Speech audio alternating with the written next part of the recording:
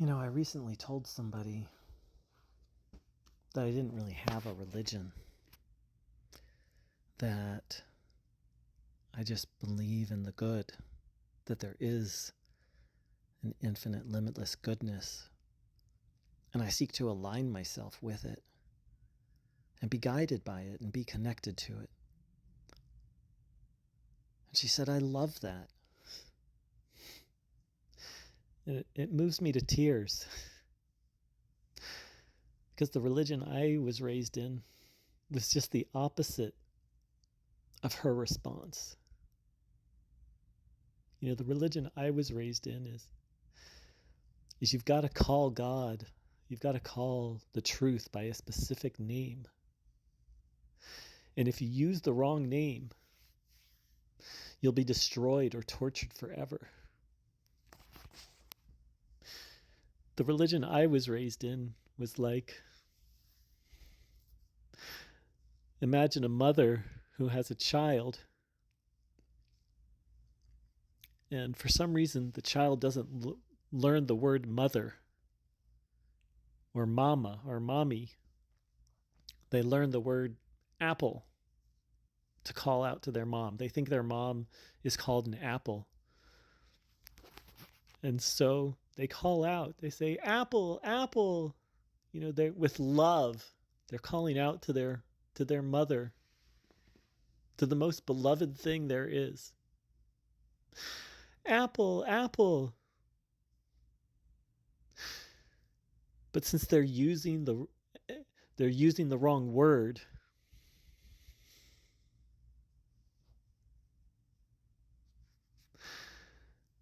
their mother tortures or kills them.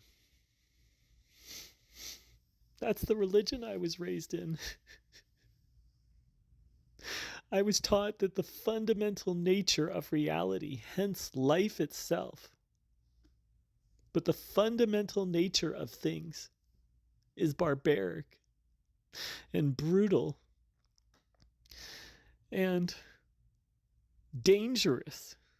That God itself is dangerous.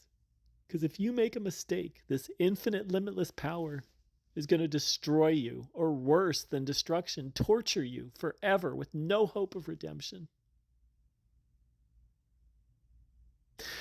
I was taught that God is insane. I was taught that God was like a game show host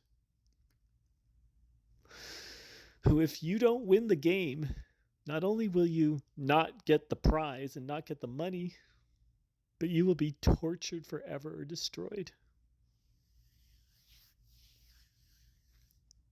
That's what I was taught. I was taught that that was the truth. And I wasn't even allowed to question it, because if you question that,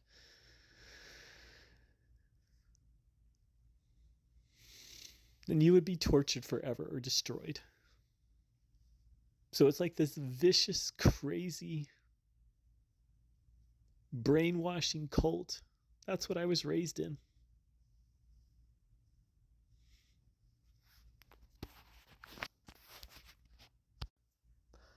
And consciously, I rejected that. It's easy to reject it consciously. Say, that's not true. That's crazy. But in our heart, in our soul, in our nervous system, in the depths of our being, to let go of that is not so easy. Because let's face it, that's a terrifying image of God, of life, of existence, of the ground of reality, of source, of our Father. I would add our mother, but let's be old school. Like it's a pretty insane father. And so the terror that I felt, and all of us who were raised or taught that idea, that terror still lives within us. We can't just consciously saying, oh, well, that's not true or that's crazy. That's not enough. That terror still lives within us. And that's why I consider such fundamentalist religions, and the religion I was raised in isn't the only one that teaches that, to literally be spiritual terrorist organizations, because they terrify people into believing that insanity is that the only way to be saved, the only way to not be destroyed or tortured forever, is to believe insanity.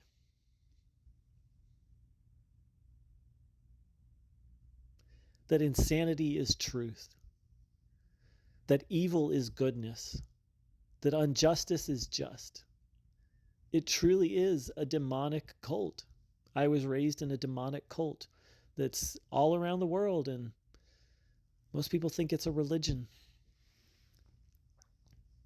And what makes it so hard is it's not like everything in the religion I was raised in was evil and bad and wrong. There was a lot of truth and a lot of beauty and a lot of beautiful people. And a lot of beautiful people doing beautiful things. I mean, the history of the religion I was raised in, it's a horror story. But that doesn't negate the beauty. There's so much beauty there, and so many beautiful people, and so many people who are terrified, and terrified into believing that insanity is, you can't question the insanity. And it all just comes down to this fundamental lie about the nature of reality. That reality is not good and kind and sane and reasonable, much less loving. That the fundamental, because we're not just talking about, like, we can say God, but what is God? But the source, that our source, the thing from which we came. To be old school again, our Father. I'm a little more not old school. I like to say our Father, Mother. But I recently met someone, and his bottom line is God is light. And I think that's his way of saying that God is goodness. And on the surface, it's so simple to be like, yeah, God is light, or God is goodness, or the fundamental nature of reality, because the word God has practically become a curse word now because of these horrible things that have been added to it.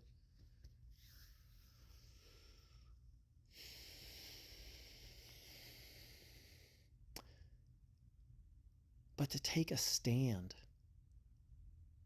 for goodness and say anything that's not good or kind or loving can't be of God, or is not of the nature of the God, not that it doesn't exist or something like that, but to really take a stand.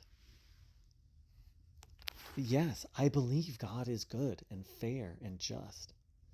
And oddly enough, for